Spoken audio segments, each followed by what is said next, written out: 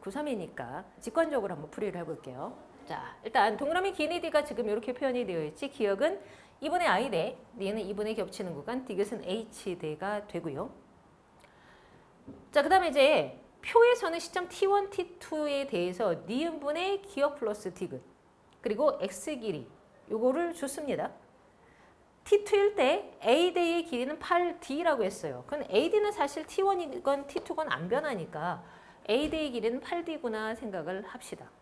우선 T1 시점이 X 길이가 16D라고 했잖아. 그럼 X에서 A대를 빼면 뭐가 나와? I대가 나오고 I대의 절반값이 기억이니까 기억이 4D인 걸 알 수가 있죠.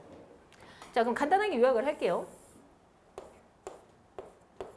기억 구간, 니은 구간, 디귿 구간에 관한 정보에서 이용을 하게 되면 어떻게 돼? 기억이 4대니까 그냥 4라고 쓸게.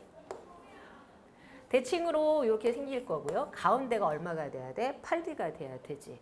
그러면서 동시에 비율이 니은분의 기억 디귿의 합이 요게 비율이 4가 돼야 되는 거야.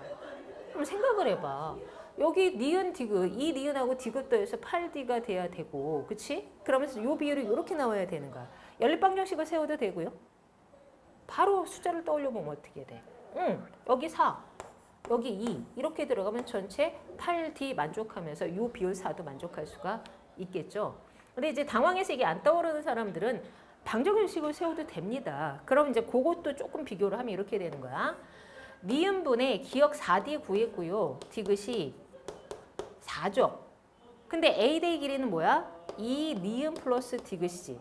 이게 8D잖아. 그치? 그래서 여기에서 연립방정식을 이용해서 니은과 디귿을 구해도 상관은 없습니다. 어차피 같은 값이 나온다고. 자, 근데 T2에서는 이 니은분의 기억 플러스 디귿의 비율이 1이 돼야 되는 거야. 그러면 이게 이제 T1 시점은 이렇게 생겨 먹었는데, 그럼 T2 시점에서는 이게 어떻게 들어갔을 때 만족할 수 있느냐를 생각을 해볼 겁니다. 근데 변화량을 이용을 해야 되겠지? 디귿의 변화량의 절반만큼 변해 기억은, 니은은 반대 부호로 변하는 거죠. 그렇죠?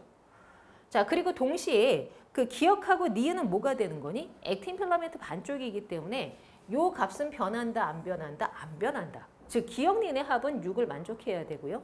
또 AD는 얼마 나와야 돼? 8이 변하면 안 되는 거지. 요것도 만족은 해야 돼. 요걸 동시에. 자, 그럼 어떤 숫자가 가능할지 생각을 해볼게요. 자, 짝수로 들어가주면 참 좋겠는데 짝수가 이쁘게 안 나와. 그거 자체가 이제 잔머리 굴리지 말라고 이제 넣어준 숫자긴 한데, 그럼 홀수도 한번 넣어보면 되지. 자, 디귿을 4로 놨어요. 그럼 얘를 1로 바꾸면 여기 변화량 얼마니? 마이너스 3이지. 그러면 여기는 어떻게 되니? 마이너스 1.5 변해야 돼요. 그럼 얼마니? 2.5지.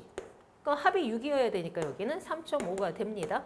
그럼 어떻게 되니? 합이 3.5, 3.5, 1 나오지, 그치? 그래서 직관적으로 이 숫자가 보였으면 금방 푸는 거고, 아니면 좀 오래 걸렸겠지, 그치? 자, 그럼 볼게요. T2일 때 X의 길이는 13D다. 자, 디귿의 변화량은 델타만큼 변할 것이고, X의 변화량도 델타만큼 변하는 거지. 3D 감소했을까? 16에서 13D가 됐을 겁니다. 그래서 맞고요.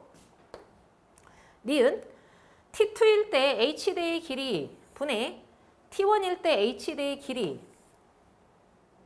1분의 4. 그래서 이건 비율이 4가 나와야 되죠. 자, 그 다음 디귿. T2일 때 Z1에서 2 방향으로 거리가 5D인 지점은 어디니? 여기가 되겠지. 그럼 어떻게 돼? 단면은 니은에 해당하겠죠. 그죠?